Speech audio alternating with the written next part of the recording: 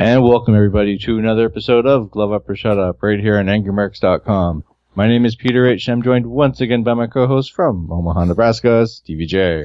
You know, I always say it's going to be a newsworthy edition of Glove Up or Shut Up when we open the show, but I don't think it gets any more newsworthy than the fact that Todd Grisham is the new announcer for UFC, replacing Mike Goldberg. Goldberg leaves after, 20 years on the job? He'd been there a really long time. Since before I became a UFC fan, he was already there doing play-by-play. Did you ever meet him? I never had a personal introduction with him in that regard, but I've been at many, many shows as both a fan and a reporter where he was doing the play-by-play. So it's easy to say we've crossed paths, but never formally introduced to him and shook his hand or anything. So I mean, you could say the same thing. You were at UFC in Ottawa, wasn't it? Him and Rogan that night. No, it was Anik and Florian. Oh, that's right. Okay. No, we saw Goldberg at UFC 124, boss. That's true. We did run across his path there as well. So I mean, Todd Grisham, for those who don't know, he is a former WWE announcer, and now I guess you can call him a former ESPN announcer as well. Yeah, like Jonathan Coachman. He made the step. He went from WWE to ESPN, but Coach isn't going from ESPN to UFC, only Grisham. So, for those who don't know, he is actually the very first announcer for the Minnesota Wild. Mm-hmm. When they broke into the league, Mike Goldberg was the first voice for the play-by-play. Yeah, Goldberg has had a long history in many sports, so he'll be fine after his UFC job. He will land another sports job somewhere, just like it turned out Grisham was fine when WWE didn't need him because he landed ESPN and now he landed UFC. So these guys are both going to be just fine. You know, Grisham's obviously going to have to adjust to being the replacement for Goldberg, and some people are going to hate him right off the bat for that because they're so used to Joe Rogan and Mike on commentary. But I think over time people will adjust. Just like, you know, at first it was a little shocking when Sean Wheelock was replaced on the Bellator commentary team by Sean Grandy, but Grandy grew into the role, and I think people have grown to like him. I know I've grown to like him, so I'd say if you don't already know Todd Grisham from ESPN or WWE, give him a chance first. Now, my question is, does he go right to partnering with Rogan, or is Anik getting the call up to go with Rogan and basically Grisham starts with Florian? I don't know if they're pairing him with Rogan for UFC Fight Night 103, but that's when we'll find out because that's Grisham's first official show, so we'll just have to wait and see until then because he's calling the BJ Penn versus Yair Rodriguez main event that night in Phoenix. See, I think with a fight night and with Rogan's new restructured deal, I don't think he does fight nights anymore, so I think it might be Florian. Yeah, it could be Florian. It could be Anik. Hell, it could even be John Gooden or Dan Hardy or Brian Stan. Or, you know, there's a million different ways they could go with this. Did they really have to bring him into the promotion, though? Then couldn't they just, hire from within? Well, I mean, you would think that because I've seen a lot of comments on places like MMA Mania where people are saying things like, why not Brian Stan? If you were so hot and bothered to replace Mike Goldberg, then just call up Brian Stan because he's a former fighter. He's a great analyst. He really knows his stuff. But I guess this is what happens when you have new ownership and they want to make new moves. They were like, out with the old, in with the new. We want to bring in somebody completely fresh. We want to put our stamp on everything, including the announce team. That's exactly what happens when you sell a company for $4 billion. The owners want to get their money's worth. Do you think we'll see Goldberg in mixed martial arts again? I wouldn't say never, although I know a lot of people are jumping on the happy bandwagon of Mike Goldberg to Bellator. I don't think that's happening. I mean, at least not right away. Maybe eventually at some point, but I'm sure that terms of his departure included some sort of severance package with a non-compete agreement, so I wouldn't just expect him to show up in Bellator this year. That's probably not happening. The only thing I can add to this is I was surprised at the lack of a send-off they give Goldberg.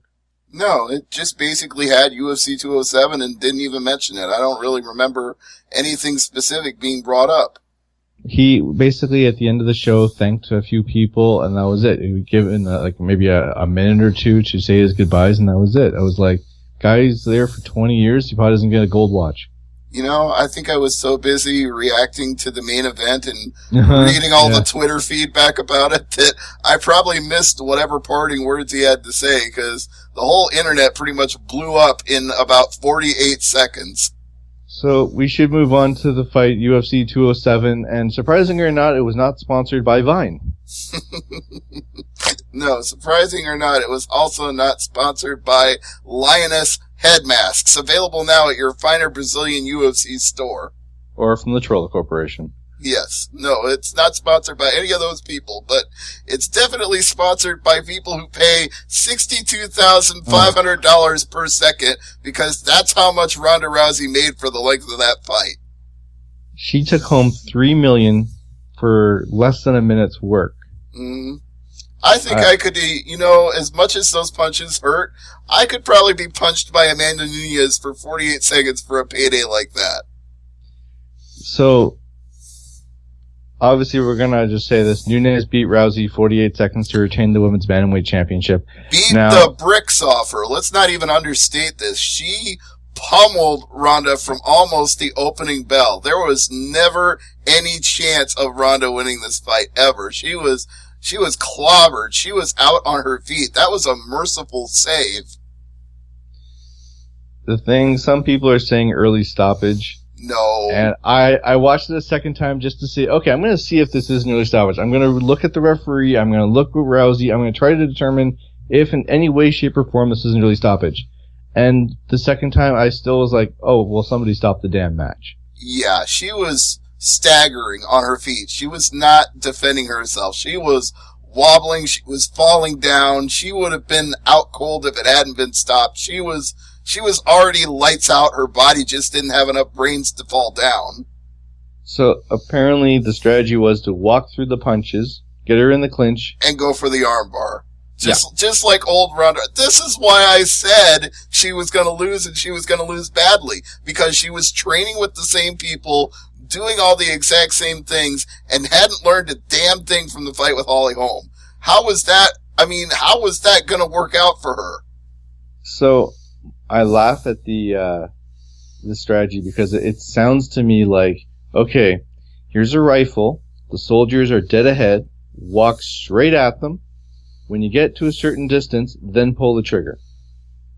Mm-hmm. It's like, you do know Nunes hits like a ton of bricks, right? I mean, she was jacked to the gills at the weigh, and so was Rousey, but it's not like she has pitter-patter punches. And what if we said all along, over the course of covering Nunes in many fights on this show, you and I have always consistently said the same thing. In the first round, she's a ton of bricks. The only way you're going to last with her and win a fight is to get through the first round, because otherwise she is going to cream you. And that's what she did. I know it's not the best comparison, but it's almost the Tank Abbott fight, where if you can survive the first round, the second round's much easier.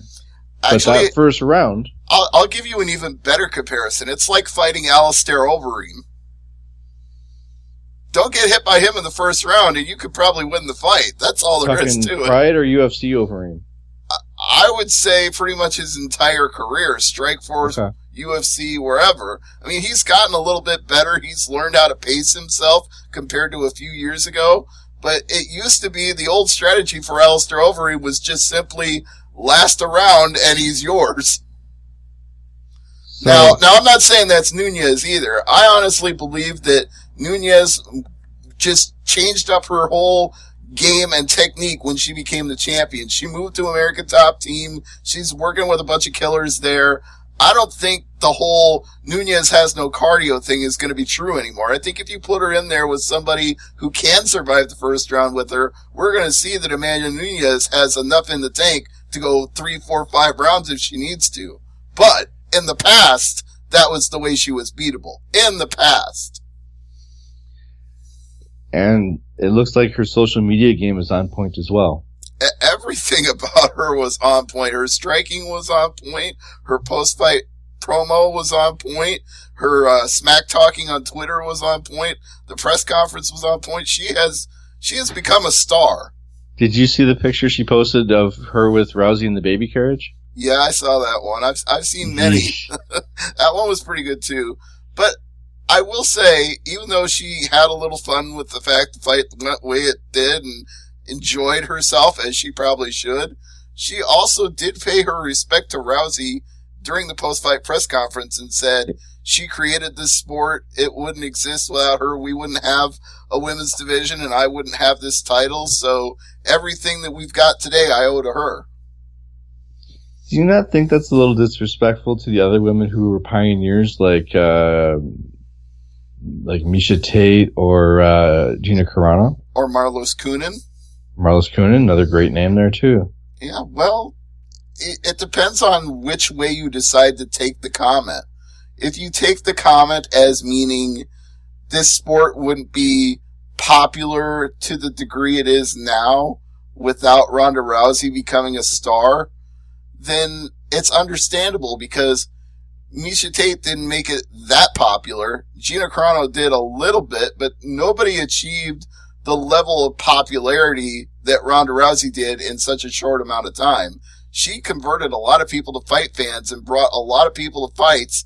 And you make light of the fact that she made $62,500 a second for that fight, but has there ever been anybody, save perhaps for Conor McGregor, who's been worth that kind of money in terms of the level of interest they generate?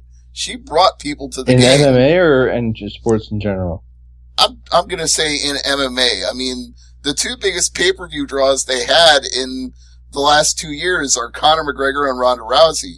Previously, it would have been somebody like George St. Pierre, but we know he's been on the shelf for a little while with his disagreements with both the past ownership and the new ownership, and they can't seem to reach amenable terms on that. What about John Jones?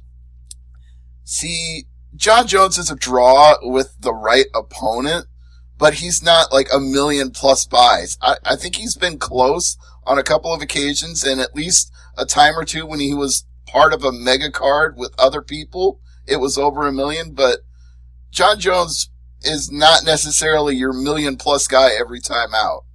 The only other person that comes to mind is Brock Lesnar. Yeah, Brock Lesnar is $1 million plus guy, but he's probably done fighting in UFC. I don't think we're ever going to see him there again. Oh, no. Not with a $250,000 fine and a lengthy suspension to serve. He's probably just going to say, fine, I proved my point. Steroids or no steroids. I went back and did what I wanted to do. Now pay me my money to go beat up people in a fake sport. Well, speaking of getting beat up, Dominic Cruz and Cody Garbrandt. The fourth round is really the story of the entire fight. The robot? Yeah, doing the robot in the middle of the fight. That's how confident Cody Garbrandt was at that point, because how many times did he knock down Dominic Cruz in that round? I mean, 4. Yeah, he had every reason to start showboating and dancing and doing the Anderson Silva taunts, because he was on cruise control at that point, no pun intended. See, the problem I have was the 5th round. He took it easy. He almost cost himself the fight. Yeah, he did. And there was something he did, and I'm not a big gym guy. I found out what it was called later on, but apparently he did a burpee. Mm-hmm. And I was like, what the hell is that? Mm-hmm. It's almost as bad as Diaz and Silva. Remember that fight when Diaz started taunting? I'm like, what the hell are you doing? Yep. Yeah. Well, I mean, Anderson Silva is the perfect comparison for what Cody Garbrandt was doing in that fight, because he was definitely feeling himself. He knew he was winning, and he didn't care if it looked disrespectful or not. He was going to have a good time. So apparently Team Alpha Male, they had a camera backstage, and Uriah Faber was there, and let's just say middle of the round during the break between the fight, between rounds, they went to the locker room, and you could see Uriah Faber all celebrating like they won the Stanley Cup or something. Well, how many years has Team Alpha Male been trying to dethrone Dominic Cruz? So you would think they would be celebrating just a little bit. Now, with Cruz, I mean, he got beat 48-46, 48-46, and one judge 48-47. that's why Garbrandt taking the 5th round off was dangerous. Because there was actually one judge who didn't score the 4th round 10-8. And that judge, as a certain sports writer has very publicly said, that judge should never be allowed to judge anything ever again. Can't even judge a figure skating contest. He's that corrupt. Yeah. If you can't call that 4th round a 10-8, you have no business judging this sport. I think he needs to have another session when John McCarthy's, classroom for how to score a fight. Mm-hmm. But Cruz was very accommodating in the post-fight press conference. Of course, there was no Ronda Rousey. Yeah. Actually, Cruz gave all the right answers. He said, you know what? He was the better man today. That doesn't mean that I can't accept it. He's the champion for now. He's young. Let's see if he can hang on to it. It's the hardest thing to do in this sport. You know what I had in my head when I saw that, and it might not be the right answer? Mm-hmm. I was thinking he's already booking the rematch in his head. Yeah, I think he wants it, although considering we have another fight to talk about from this very same card involving another Team Alpha Male fighter, there may be somebody else next on the list. And let's just say he's not a friend of Team Alpha Male. No, he's not. Well, he used to be, but he's not anymore. TJ Dillashaw beat John Lineker 30-26, 30-26, and 30-26. Now, we all know UFC fighters are tough. In my opinion, they're right up there with hockey players. The thing is, Lineker had his jaw broke in the first round, early in the first round. Another one of those rounds where if you didn't call it 10-8, it should be criminal. Exactly. And I don't know what if he manned up, didn't say anything. I'm surprised it came out that it was found out that he had broke his jaw in the first round and nobody caught it. No one said anything. You know what I mean? Like, at what point does the fighter's safety come into play here? Yeah, you can be too tough for your own good. That's why I'm glad the Ronda Rousey fight was stopped when it was, because she was going to be too tough for her own good in that case. Yeah.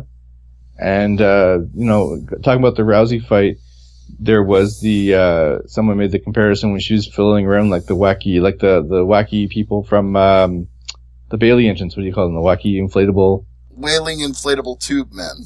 That's the one. They actually had a still shot of that, and it was like, you get to the point where the referee sees you're still standing, the lights are on, but no one's home. And Lineker put up one hell of a performance, but I still have to wonder about... There was a point where it could have been stopped. Yeah. Mm-hmm. I get nervous when I hear shit like this. Pardon my French. No, the fact that he got rocked hard enough to have a broken jaw and to be scored a 10-8 round... Let's just break this down for people who are somehow just stumbling into Glove Up or Shut Up for the very first time. If you are, welcome to the show. Thank you for joining us. But when we talk about a 10-8 round, if you're new to this sport and you're new to this show, what we're saying in a 10-8 round is that was so close to being stopped that you can't just score it as a 1-point victory. You have to give it at least 2 points at that point because that was as close to being over as it could get. Now, let's move on to Dong Hyun Kim against Tarek Safadine. Controversial. Yeah, I mean, I had it on my scorecard 29-28. Mm-hmm. I agree with that. I don't know how you give all 3 rounds to Safadine. No, I don't see that either. Like, I was trying... As I said, sometimes I'll watch a fight a second time just to see it from someone else's perspective, to see what they saw. I didn't see it. No. I don't believe in 3 rounds going to Safadine. I can't justify that. You usually do. No. I mean, I've been in the camp before of, if it's a close round, a 10-9 either way is acceptable. I don't think all 3 rounds were that close. So, with the win here, I mean, you gotta have the Donger, climbing up those rankings, but for Tarek Safadine, I don't know if you really punish him that much for this fight. I mean, he did get beat, according to 2 of the 3 judges, pretty easily, but 2-1, but it wasn't like he's gonna be dropping like 5 or 6 spots in the rankings. I think even the advisory they sent out before the fight was like, this guy could move up a spot or two, and this guy could drop a spot or two. It wasn't going to be a big swing in momentum for either man. No, absolutely not.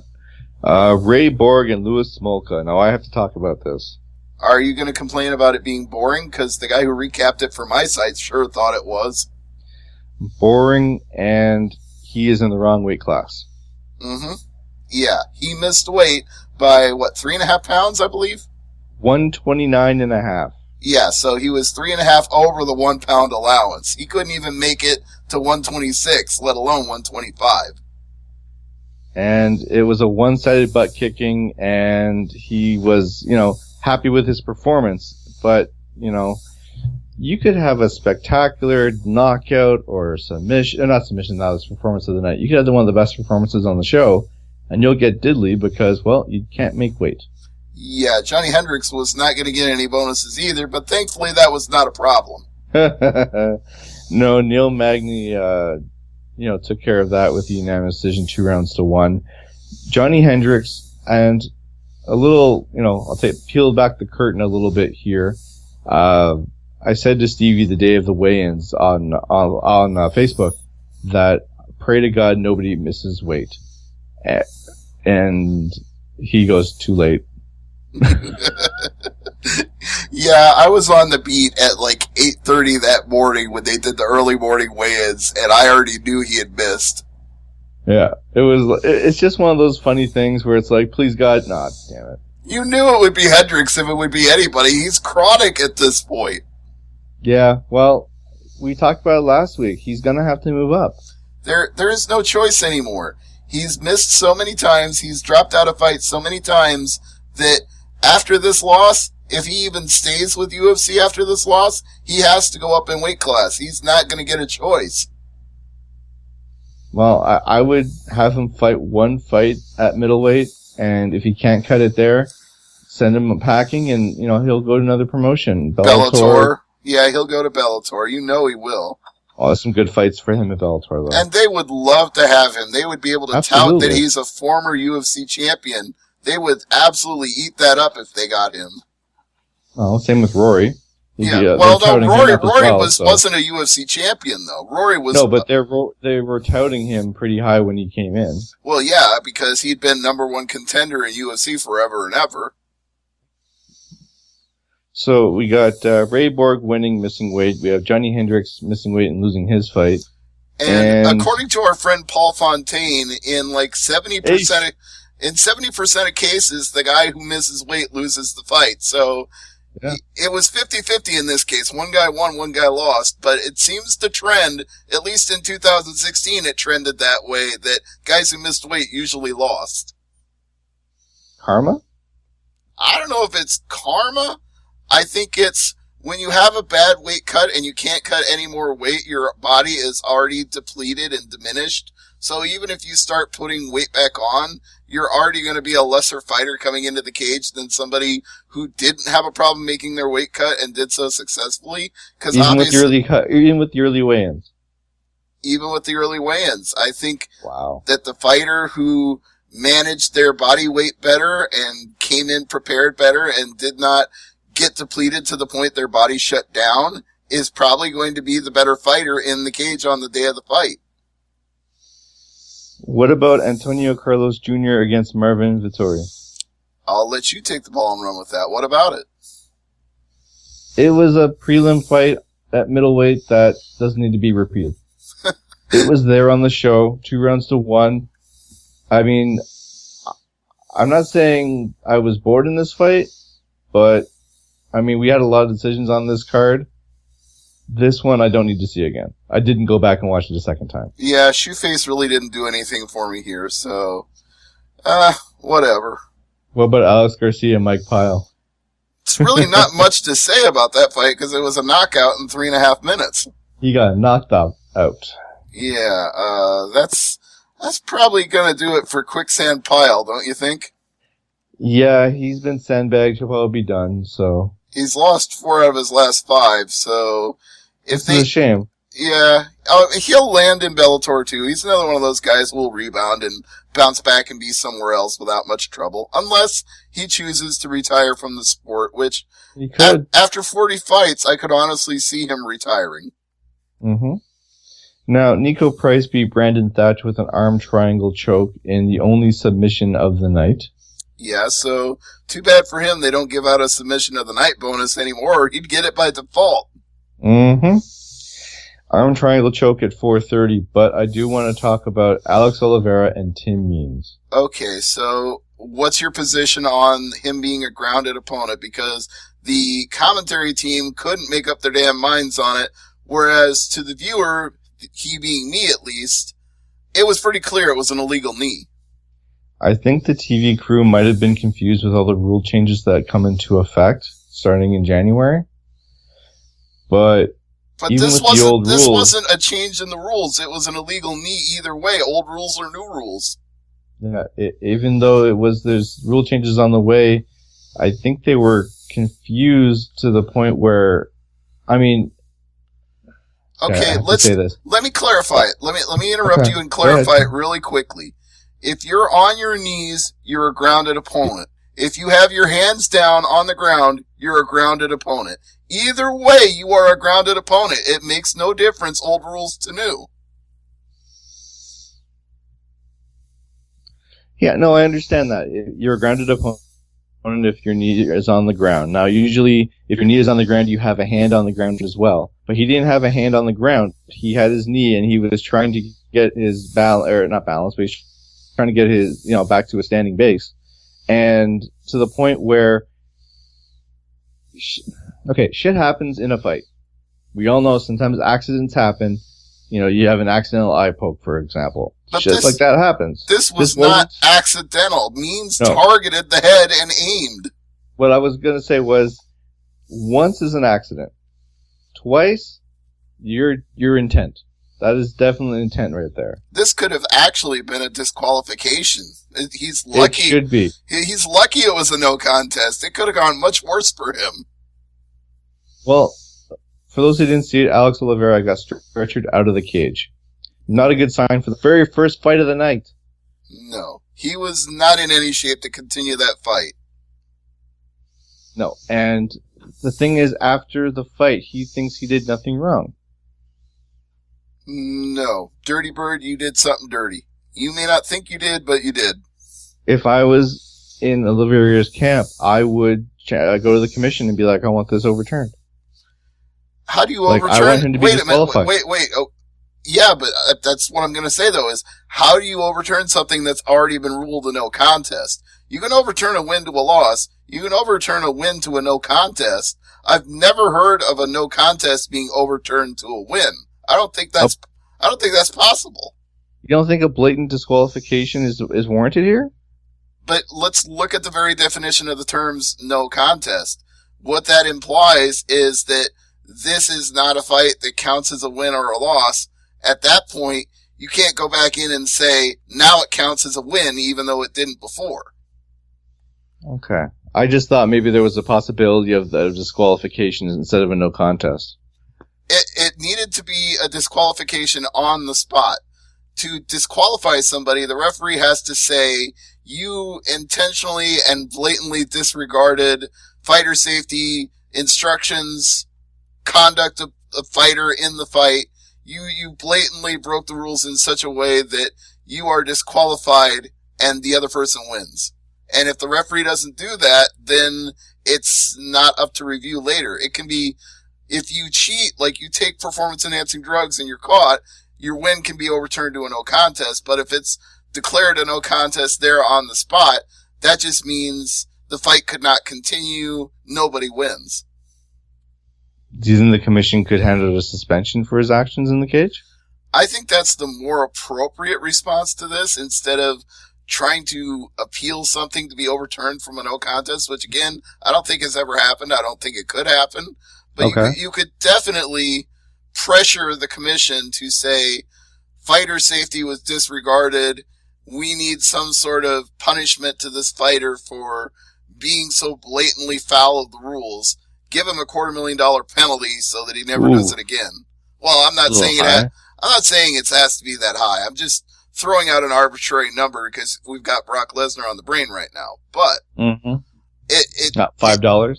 definitely not $500. $5. Definitely not $500. You need to make a statement, like maybe 10% of the show money or something, like whatever that amount would be. At least you didn't miss weight. That's true. All right, so we've talked about UFC 207. Let's move on to World Series of Fighting 34 from the theater at Madison Square Garden. I think this is where, if I remember correctly, Macho Man took Crush during their fight at WrestleMania 10. You probably have a better memory of that than I do. Maybe we'll go back to Peter H's DVD reviews and take a look. 10. Anyways, World Series of Fighting 34, and the main event was Justin Gaethje against Luis Firmino, and the doctor had to stop this at the end of the third round because Gaethje was kicking too much ass and Firmino could not continue. The eyes were swollen and the right eye was swollen so bad the doctor had to stop the fight. But let's give Firmino credit. He probably was one of the better challengers Gaethje's ever had. You might even make the argument that Firmino won a round during that fight. No. Yeah, I said you might. I didn't say you had to. I said you might. Might. I wouldn't. There was a couple of times where he was doing pretty well in the exchanges. No, I said on the show last week, I hope to God this next fight does not go to a decision. And what did I tell you? What did I say? Do we want to go back and rewind and play what I said for you again? No, we don't need to do it. John Fitch beat Jake Shields 4 rounds to 1, 49-46 on all 3 cards. Shields could not outfitch Fitch, and I don't know why you thought he would. Fitch, You can hate it all you want, but it works. It works. Yeah. Shields, I don't know, man. I just, at the end of the 5th round, I just threw my hands in and like, screw it, and get another drink. Like, that's it. No, I have to get a drink for Gaethje's fight. I just have to. Yeah. Well, because I just got to the boiling point, and I'm like, I just was like, no, I can't. Like, just, no. It's boring. Yeah. Well, this is not the Jake Shields of 10 years ago, so this is... the Jake Shields of 5 years ago. Okay, that's fine, but that's the one thing you can say about John Fitch, is that he is the same John Fitch as he's always been. That's why he was going to win. Do you think he stays in World Series of Fighting after this defense? Does he go to Bellator? Does he go back to UFC one day? I think as long as World Series of Fighting continues to exist as an organization, they will probably keep him around. You see, the thing is, as far as the ownership is concerned with UFC, I don't think they're going to bring in an old UFC name.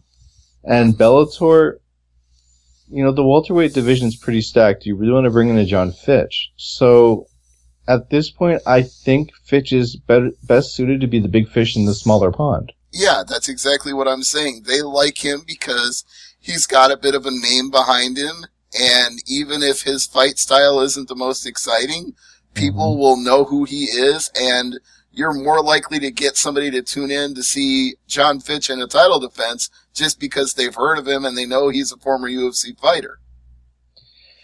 And Jake Shields, I don't see much in Jake Shields' future after this because he was already in a contentious relationship with World Series of Fighting. This was a fight that was supposed to happen earlier this year, and then he got cold feet and renegotiated his contract, and they came to amenable terms, and this fight finally happened, but that's probably it for him. I don't know if I'd stick around if I was Jake Shields if he was already unhappy to begin with. Marlon Moraes against Josenaldo Silva for the bantamweight title. Yep, and all the champions retained here. Spoiler alert, so this was another case of that. And I love seeing this in the written results. Verbal submission injury. Yeah, well, that's unfortunate, but I can't imagine the fight having gone any differently whether he blew out his knee or not. I think Marlon Moraes was probably going to beat the bricks off him no matter what. But it just ended a lot sooner than a lot of us expected. It only took 2.5 minutes. So the referee tells the fighters, if you scream in pain, I will stop the fight. Yeah. Screaming has always been a form of verbal submission. And that knee, damn. Yeah, I would have verbally submitted to that too. As somebody who's blown out a knee, I would have verbally submitted to that. Yeah. And Yushin Okami fought Paul Bradley to a split decision victory. And, Yeah. I mean, it was there. It wasn't anything spectacular. It didn't even air on television. It aired post-television on the World Series Fighting website. So, probably more worthwhile to talk about the David Branch-Louis Taylor fight. Oh, the middleweight title fight, yes. David Branch retained with a rear naked choke in the last round at the 2-minute mark. Yeah, which I found slightly ironic because in 5 straight fights before this one, Louis Taylor had finished his opponent with a guillotine choke.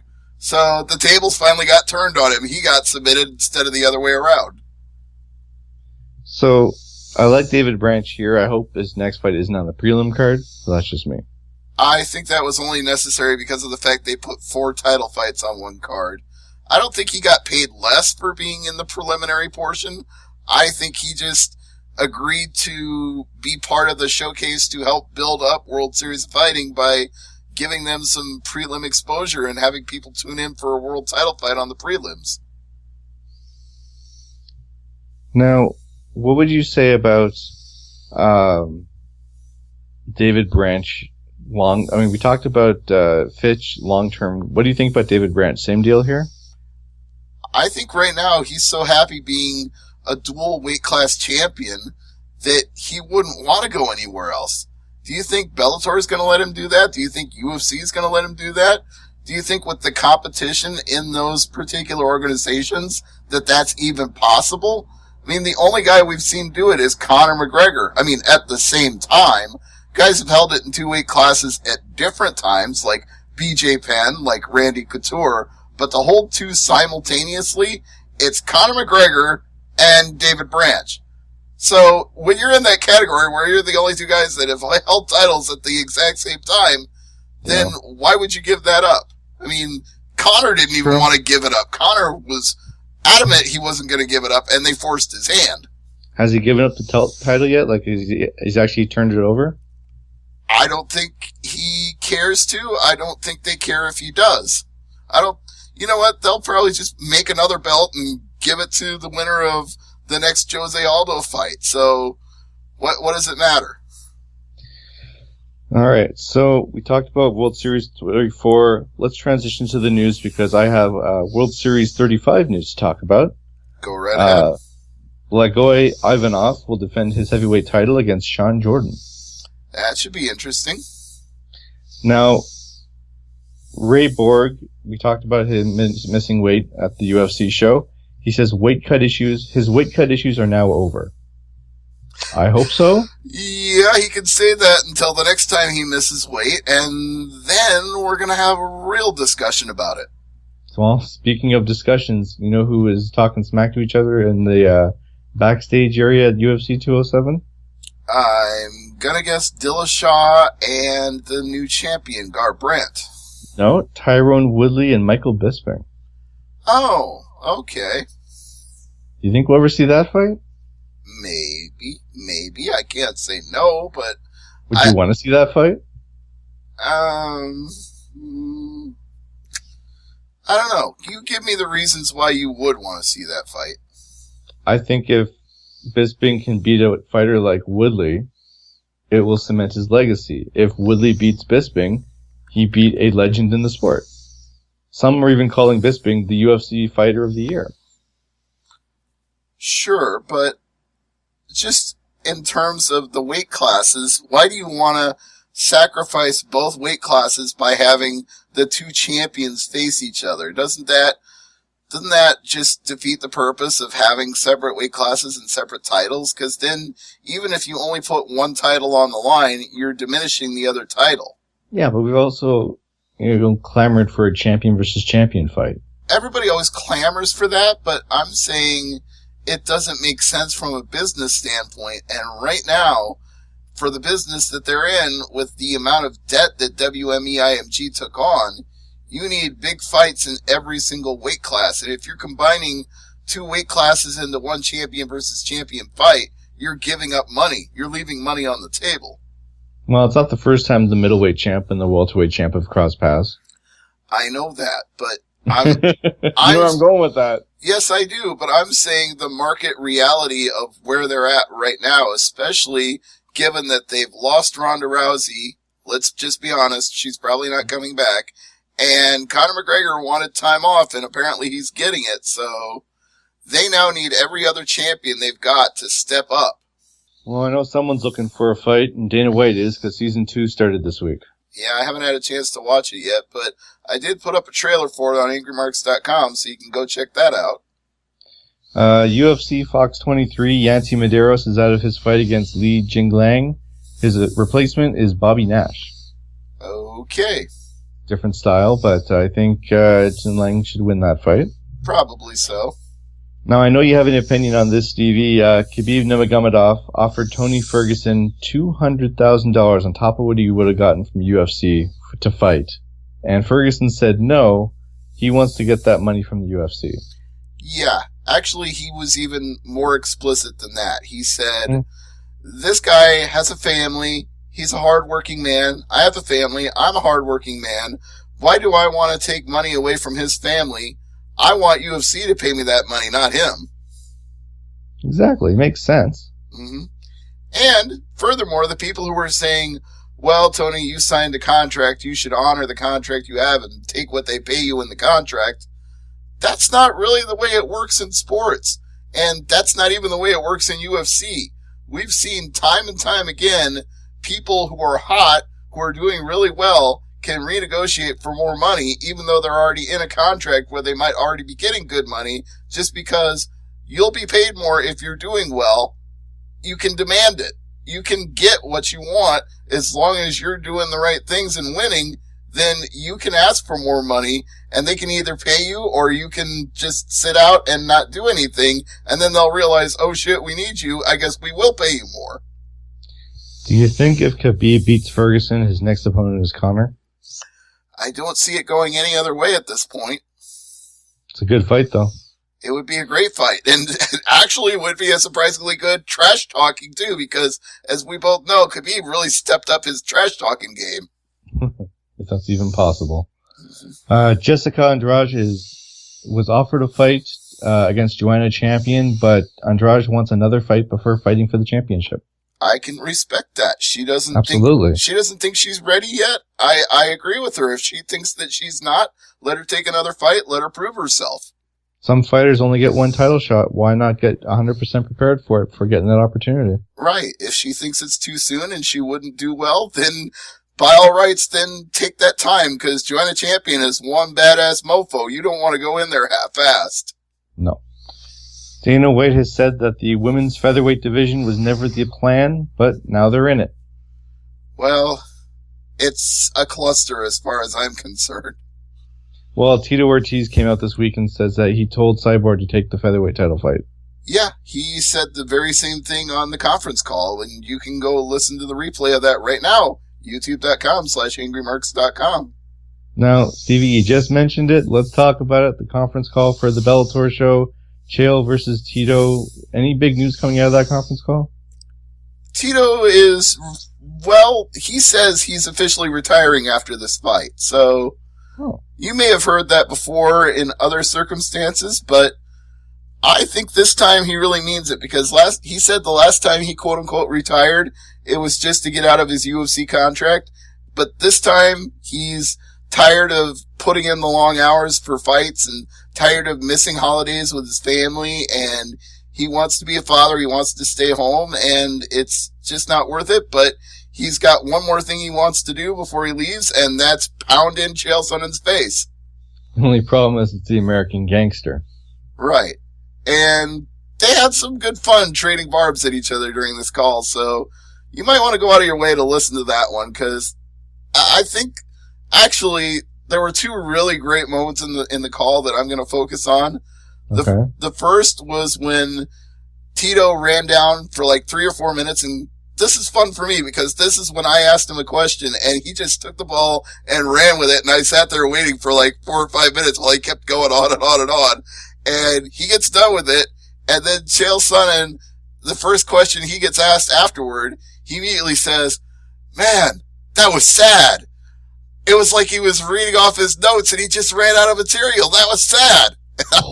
I wanted to start laughing at that point, but I'm like, okay, I want to call. I got to keep my mouth shut here. And then later on, Tito got it back for that because they were all making their final comments, before the call was over. Mm-hmm. And Chael Sonnen said, "In the words of the great Marshall Mathers, they can walk like me, talk like me, act like me, dress like me, not give a dang like me, and they might just be the next best thing, but not quite me." And Tito responded with, "I think he was talking about me. Thank you for that. I accept the compliment." Oh. It's like, okay, well, Tito was waiting all call to get even, so he just got it back right there. It's going to be a heck of a ride, that's for sure. Oh, yeah. All right, so I have some Canadian news. It looks like finally, and I've mentioned it on the show multiple times, there's only one NHL city that the UFC has not been to yet, and that is Edmonton. And they're finally getting a fight? Well, it's still in the negotiation phases, but with the new arena, Rogers Place, where the Edmonton Oilers play hockey, they're hoping to get a show in the summer or the fall. So, I think it's because, now follow the logic here. Edmonton, Alberta, so it's the prairies, they also have a deal with the PBR, the Pro Bull Riding Association. Not Pabst Blue Ribbon. No, not Pabst Blue Ribbon. You say PBR, it means something different to Blade Braxton. Oh, jeez. Trash bagging. Anyways, so when it comes to the PBR, I believe the new group that bought the UFC, WMEIMG. Get used to saying it. Oh, jeez. Yeah, I will. They have an agreement with, basically because the Rogers Place has an agreement with the PBR, it's easier to negotiate the UFC coming into town. So it's good. We're finally going to get a show in Edmonton. They're hoping to have it in the summer or the fall. And for those who are wondering, the next Canadian show looks to be UFC Halifax, February 10th, with the main event of JDS and Stefan Struve. And also UFC wants to have a show in either Montreal or Toronto, but they want to have a quality fight, perhaps either a championship fight. If Edmonton doesn't get it, they want one in Montreal or Toronto. And it's either going to be a pay-per-view show or a show on Fox. So it won't be a fight night. Now, I'm going to ask you a question which I hope you can answer since you just professed to be the Canadian with the Canadian news. So I'm putting you on the spot here. Okay. Does Alberta have to change their commission rules for this UFC to take place? I don't think so. I think when it comes to Alberta, the one town that wants the show to redeem themselves is Calgary. As far as the commission goes, I think they learned a lot from that first show, and I think they're going to have vast improvements when, not if, UFC returns to the province of Alberta. So you don't think there are going to be any problems? I never said that. There's always going to be problems, but I think they'll be minimal at best. All right. I figured if anybody would know, if anybody would be capable of saying one way or another how it would go, because I know there, at the Scotiabank, pardon me, Saddle Dome, there were some things that didn't go quite the way we would want them to go. When you have the first fight at a new venue or a new city, province, what have you, a new town, you're bound to have problems with the commission. Look at New York. New York's a perfect example of that. Let's you want to know what's ironic since we're talking about UFC 149? Just briefly, I just want to touch on this real quick. Sean Jordan was actually replacement fighter on that card, and now he's going to be challenging Blagoevinoff for the title, so kind of comes full circle there. Yeah, and that's, unfortunately that won't be a UFC, but I get your point there. Let's talk about the Ryzen Grand Prix, and Mirko Cro Cop is your winner. Yes, indeed. Can you believe that Mirko Cro Cop is a champion of something in 2016/2017? That's kind of incredible. Well, the way he fought King Mo, it looked like King Mo's fight early, and then don't get hit. He got hit. And then he goes down, and 3 or 4 punches, and the ref, King Mo, all he did was cover up. And there was also the Gabby fight, if you want to talk about that. Ugh. Well, I want to go into the King Mo a little more before you go on with that, because I think we all know that King Mo is a great fighter and a great wrestler, and we've established that many times in many fights we've previewed and reviewed of his. But he was just giving up a whole lot of size in that fight. So it was, I don't want to say it was inevitable, but he needed a different strategy for that fight. And like you said, it might have been going his way early on, but you don't want to stand there in front of Krokop forever. And in the second round, he had been standing in front of Krokop for far too long. Maybe he took the fight thinking, well, there's something off. He's getting older. He's not gonna have the zip in his punches and kicks anymore. Wrong. The way he has cardio, the way he trains for fights. I mean, he's old school, but the old school still works for this guy. That's true. Hey, we can say the same thing about Andrei Arlovsky. Look at the fights he won. Old school still works sometimes. New school for him is training with headgear. Yeah.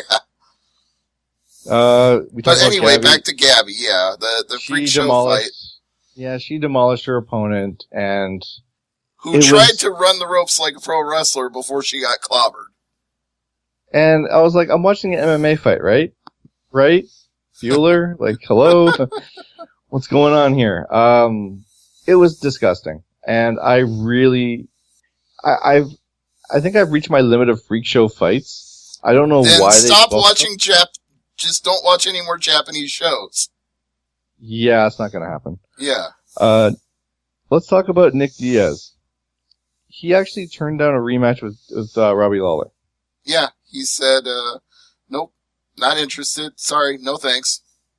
Do you think Lawler would be happy that he's being sorry. Do you think that Lawler would want Diaz in his first fight back? That's a tough fight for Lawler on the comeback trail. Yeah, but I think Robbie Lawler could probably win that fight. I'm not saying give him a tomato can, but geez, that's a guy I don't want to come. I wouldn't want Nick Diaz in my first fight back. Well, you got to Nick Diaz, sorry.